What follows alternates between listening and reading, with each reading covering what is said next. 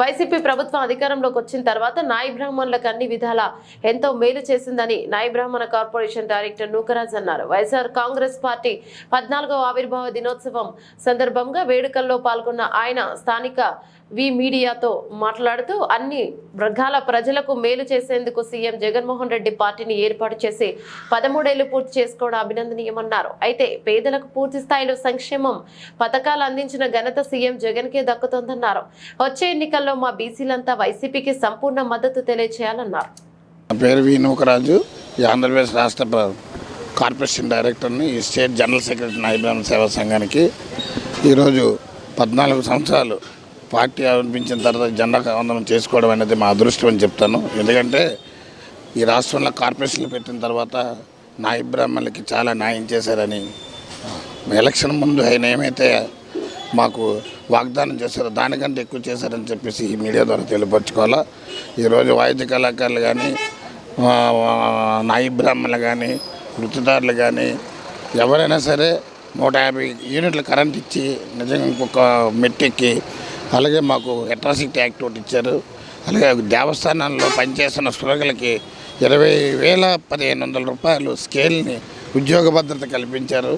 అలాగే ఈ 1100 దేవాలయాల్లో కమిటీలు వేస్తే కమిటీలో ప్రతి దేవాలయం కమిటీలో కూడా నాయి బ్రాహ్మణ్ అనే వ్యక్తి లేకుండా బోర్డు వేయకూడదనే తీర్మానం చేసి ఆడిటర్ తెచ్చి జీవో పాస్ చేశారు. ఏ ప్రభుత్వం వచ్చినా, ఏ ప్రభుత్వం ఉన్నా, ఈ ప్రభుత్వం ఉన్నా ఎప్పుడైనా సరే దాన్ని తీయడానికి వీలు లేకుండా ఈరోజు తిరుమల దేవస్థానం మనకు చాలా ఇది ఈ భారతదేశానికే.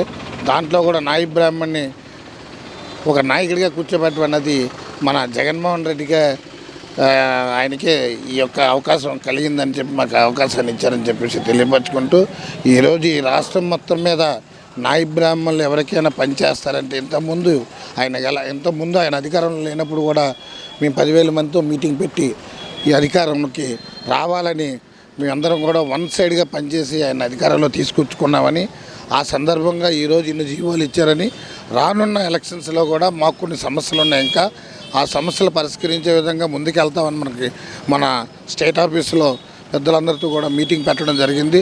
దాంట్లో మేము హామీలు ఇచ్చాము. కంపల్సరీగా ఈసారి కూడా మన జగన్మోహన్ రెడ్డి గారు ఎన్నంటూ ఉండి ఆయన గెలుపుకి మేము కారకులవుతామని, ఆయన గెలిపించుకుంటామని చెప్పేసి తెలియపరిచాం సెంట్రల్ ఆఫీస్లో కూడా. అదే దీనిగా ఈ రాష్ట్ర జనరల్ సెక్రటరీగా పిలుపునిచ్చాం.